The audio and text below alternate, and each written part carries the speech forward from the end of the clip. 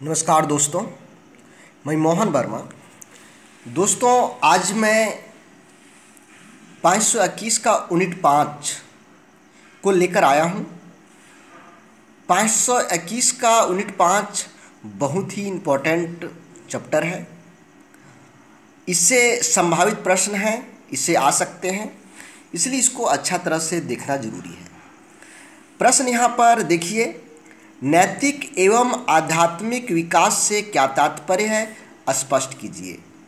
यहाँ पर प्रश्न पूछा गया है कि नैतिक विकास और आध्यात्मिक विकास क्या है, इसको स्पष्ट करना है। नैतिक विकास सबसे पहले हम लोग चर्चा करते हैं कि नैतिक विकास क्या है। नैतिक मूल्यों से हमारा तात्पर्य उन मूल्यों से है जिन्हें मानवीय व्यवहारों से संबंधित करने पर जीवन उज्जवल तथा उच्च बनता है। ध्यान दीजिए कि नैतिक मूल्य ये वह मूल्य है, नैतिक मूल्य वे मूल्य हैं जिनको हम मानवीय व्यवहारों में उपयोग करें, यानी मानवीय व्यवहार में इसको करें। मानवीय व्यवहार में यदि इसका अप्लाई करते हैं, संबंधित करते हैं, तो व्यक्ति का जीवन उज्जवल हो जाता है और उच्च बनता है। ध्यान दीजिएगा, नैतिक मूल्य उन मूल्यों को हम कह सकते हैं जिन मूल्यों का जीवन में उपयोग करने से जीवन उज्जवल हो जाता है और उच्च बनता है, एवं इन व्यवहारों को उस स्तर पर बनना जिस स्तर को संस्कृति ने मान्य किया है।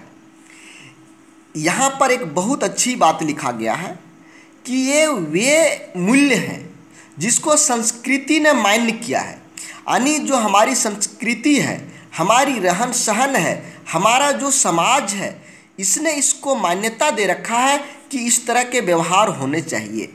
ये वही व्यवहार हैं जो समाज ने उसको मान्यता दे करके रखा है, जिससे हमारी सांस्कृतिक मान्यताओं के आधार पर हो, हमारे परंपराओं के आधार पर हो, हमारे आदर्शों के अनुकूल हो।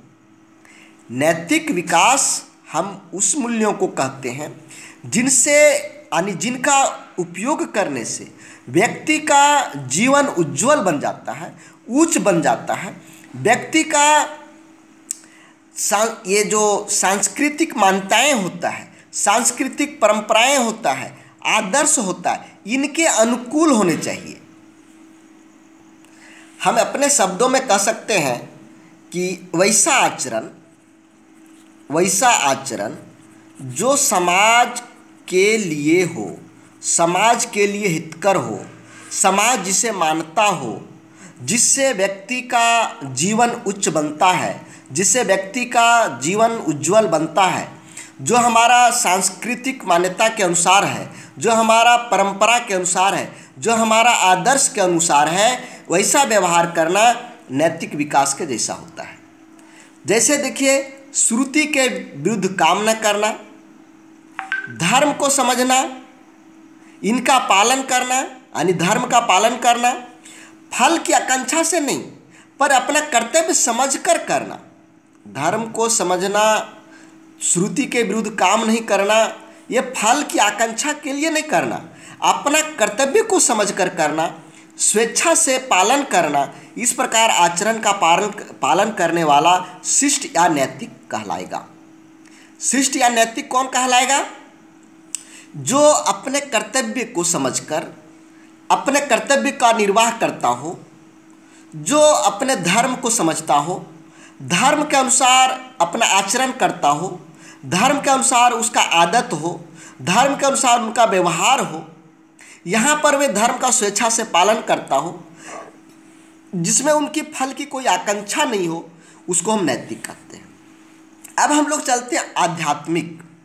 विश्व में बहुत से लोग अंतःकरण की पुकार, जिसको हम सच्चाई कहते हैं, विश्वास कहते हैं, आंतरिक शांति कहते हैं, पवित्रता कहते हैं, भगवान या सर्वशक्तिमान सत्ता, विश्वास आदि की चर्चाएं करते हैं।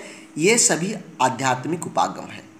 जो भगवान की चर्चा करता है, सच्चाई की चर्चा करता है, विश्वास की चर्चा करता है, आंतरिक शांति की चर्चा करता है, पवित्रता की चर्चा करता है, भगवान की चर्चा करता है, जो अंतःकरण की पुकार के बारे में चर्चा करता है, सर्वशक्तिमान सत्ता गॉड के बारे में चर्चा करता है। हम इसको आध्यात्मिक उपागम के अंतर्गत रखते हैं और यह उसी के अंतर्गत है।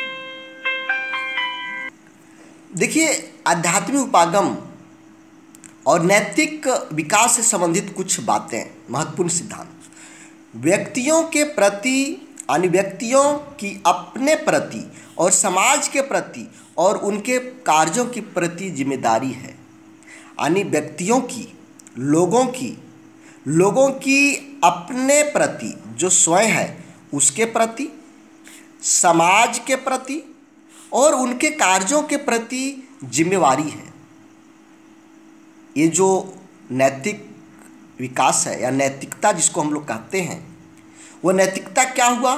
जो स्वयं के कामों के प्रति जिम्मेवार हो, समाज के प्रति जिम्मेवार हो, उनका जो कार्य है उसके प्रति जिम्मेवार हो, तो हम नैतिक आदमी कहेंगे। और दूसरा जो जिम्मेवार नहीं है उसको क्या कहते हैं जानते हैं? लापरवाह आदमी कहते हैं, लापरवाह आदमी है। इसको कोई काम देगा तो ठीक ढंग से करेगा नहीं, बोलेगा 10 बजे आना है तो आएगा 11 बजे। तो ये यहाँ पर जो अपने काम प्रति जो जिम्मेवारी है उससे उसको नैतिक बना देता है। शिक्षा में व्यक्ति को केंद्र बनाए जाने की आवश्यकता है।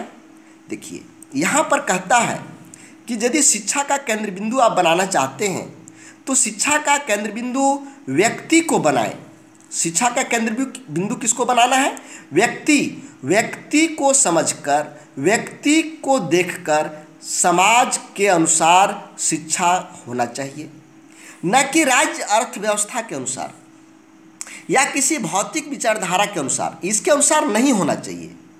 हम कैसे अपने कार्यों को निर्धारित करते हैं, कैसे दूसरे के कार्यों का मूल्यांकन करते हैं, यह मानवीय जीवन के मूल्य और भाईचारे के केंद्रीय पक्ष हैं। हम अपना काम को कैसे निर्धारित करते हैं और दूसरे के काम को किस नज़रिए से देखते हैं, यह बहुत बड़ा चीज़ होता है। यह मानवीय जीवन के मूल्य हैं और भाईचारे के केंद्रीय पक्ष हैं। जीवन एक प्रक्रिया है जिसका कि एक वास्तविक पड़ाव होता है। हम सभी जानते हैं कि जीवन एक प्रक्रिया है और जो हम लोगों का जीवन है वास्तविक पड़ाव होता है, चाहे हम उसे पदों में नहीं समझें या जीवन जिसको स्वर्ग और नर्क कहते हैं के विचारों में समझें। आप जैसा समझ सकते हैं, लेकिन जीवन एक प्रक्रिया है। आज जो जन्म लिया कल मरेगा, कल जो जन्म लिया परसों मरेगा, यह एक प्रक्रिया है। आप इस तरह समझ सकते हैं या स्वर्ग नरक के बारे में समझ सकते हैं, लेकिन यह तो एक प्रक्रिया है। दोस्तों, यहाँ पर एक व्हाट्सएप नंबर आप देख रहे हैं, ये आपके लिए इम्पोर्टेंट हो सकता है। यदि आपको इसकी PDF चाहिए तो आप इस व्हाट्सएप नंबर पर मैसेज करें, यहाँ से आपको PDF मिलेगा। ये बहुत ही शानदार PDF है। चलिए आगे हम लोग देखते हैं। मानवता लगातार शांति, अंतः समूह समझ, ज्ञान और आवश्यकताओं की पूर्ति के लिए भोजन और अन्य साधनों को पाने का निरंतर प्रयास करती रही है। मानव जो है शांति के लिए, उसकी जो आवश्यकताओं की पूर्ति के लिए, भोजन की पूर्ति के लिए, अन्य साधनों की पूर्ति के लिए निरंतर प्रयास कर रही है और शांतिपूर्वक। प्रत्येक व्यक्ति की इच्छा और उसकी देन को महत्वपूर्ण समझा जाना चाहिए और उसे सभी लोगों को ऐसे अवसर मिलने चाहिए जिससे कि वे अपना व्यक्तिगत विकास कर सकते हैं, अपितु एक विश्वव्यापी नैतिक दृष्टि का विकास कर सकें। लोगों को ऐसा अवसर देना चाहिए जहां पर वे व्यक्तिगत विकास के साथ साथ विश्वव्यापी नैतिक दृष्टिकोण का विकास कर सकते हैं। मानव मात्र को आध्यात्मिक प्रकृति के मूल्यों को प्राथमिकता, व्यक्ति के आंतरिक संसार और अन्य लोगों के साथ अपने अनुभव को शेयर करने में है। दोस्तों, आध्यात्मिकता मुझे भी उतनी अच्छी से समझ नहीं आती है, चूँकि ये पूजा पाठ से संबंधित है, विश्वास से संबंधित है, आंतरिक शांति से संबंधित है, पवित्रता से संबंधित है, भगवान से संबंधित है, सर्वशक्तिमान सत्ता से संबंधित है, विश्वास से संबंधित है। इसलिए उसका डिफिनीसन मैं भी उतनी अच्छी से नहीं कर पा रहा हूँ, इसके लिए मैं क्षमा प्रार्थी हूँ। नैतिक विकास के स्तर कौन कौन से हैं, उदाहरण सहित समझाएं, इसको मैं बहुत अच्छी तरह से समझाने वाला हूँ। मेरे साथ आप बने रहें। दूसरे वीडियो में आपको ये नैतिक विकास बहुत अच्छी तरह से क्लियर हो जाएगा। धन्यवाद।